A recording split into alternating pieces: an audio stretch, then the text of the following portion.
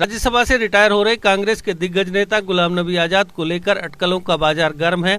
गुलाम नबी आजाद 40 साल से भी अधिक लंबे राजनीतिक कैरियर का सोमवार को अंत हो रहा है। हालांकि पिछले दिनों राज्यसभा में जिस तरह के घटनाक्रम देखने को मिले उससे ऐसी अटकलें हैं कि वे भाजपा में शामिल हो सकते हैं। मगर गुलाम नबी आजाद ने एक खास बातचीत में इन सवालों का जवाब दिया। साथ ही उन्होंने प्रधानमंत्री नरेंद्र मोदी के साथ अपने संबंधों का भी विस्तार से वर्णन किया।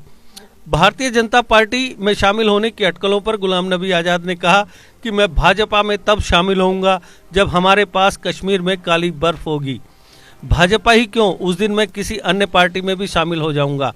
जो लोग ये कहते हैं या इन अफवाहों को फैलाते हैं वे मुझे नहीं जानते।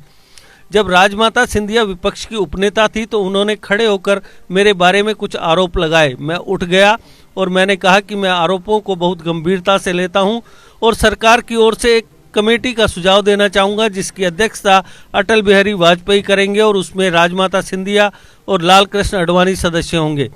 मैंने कहा कि उन्हें 15 दिनों में रिपोर्ट पूरी करनी चाहिए और वे जो भी सजा का सुझाव देंगे मैं उसे स्वीकार करूंगा। अपना नाम सुनते ही वाजपेयी जी मेरे पास आए और पूछा कि ऐसा क्यों। जब मैंने उनसे कहा तो उन्होंने खड़े होकर कहा, मैं सदन और गुलाम नबी आजाद से क्षमा मांगना चाहता हूं। शायद राजमाता सिंधिया आजाद को नहीं जानती लेकिन मैं उन्हें जानता हूं। कांग्रेस के लोगों द्वारा कार्यकाल समाप्त होने पर क्या कहा गया, इस पर आजाद ने कहा कि पार्टी अध्यक्ष ने एक लंबा पत्र लिखा और मेरे काम की सराहना की।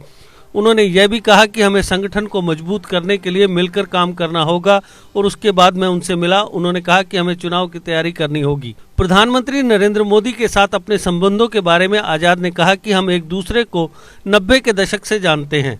हम दोनों जनरल सेक्रेटरी थे और हम विभिन्न विचारों का प्रतिनिधित्व करने वाली टीवी बहसों में आते थे। हम बहसों में भी वैचारिक तौर पर लड़ते थे, लेकिन अगर हम जल्दी पहुंचते तो हम एक एक कप चाय भी साथ में पीते थे और बातें किया करते थे।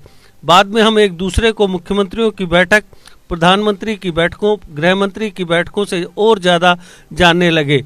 मोदी गुजरात के मुख्यमंत्री थे और मैं स्वास्थ्य मंत्री था और हम हर 10-15 दिन में अलग अलग मुद्दों पर बातचीत किया करते थे। राज्यसभा में पीएम और उनके रोने पर आजाद ने कहा कि हम दोनों इसलिए नहीं रो रहे थे क्योंकि हम एक दूसरे को जानते नहीं थे, बल्कि इसका कारण यह था कि 2006 में एक गुजराती पर्यटक बस पर कश्मीर में हमला किया गया था और मैं उनसे बात करते हुए भावुक हो गया था और रोने लगा था। प्रधानमंत्री कह रहे थे कि यहाँ एक शख्स रिटायर हो रहा है जो एक अच्छा इंसान भी है। वह कहानी को पूरा नहीं कर सके क्योंकि वह भावुक हो गए और जब मैं कहानी को पूरा करना चाहता था तो मैं भी नहीं कर सका क्योंकि मुझे लगा कि मैं 14 साल पहले उस पल में वापस आ गया था जब हमला हुआ था। देश के निर्माण और उन्नति में सहयोग, आपके हर कदम में आपका हमसफर। कश्मीर टर्बो TMT सरिया, चाहे भूकंप आए या तूफान, सुरक्षित रहें आप और आपका मकान। अपनाइए आपका अपना कश्मीर टर्बो TMT सरिया, trust and reliability. GK update रहे हमारे साथ। अगर आप ये वीडियो YouTube पर देख रहे हैं तो हमारे YouTube चैनल को सब्सक्राइब करें और बेल आइकन को क्लिक करें। अगर आप ये वीडियो Facebook पर देख रहे हैं तो हमारा Facebook पेज लाइक जरूर करें। For advertisement, please contact 705-109-1811.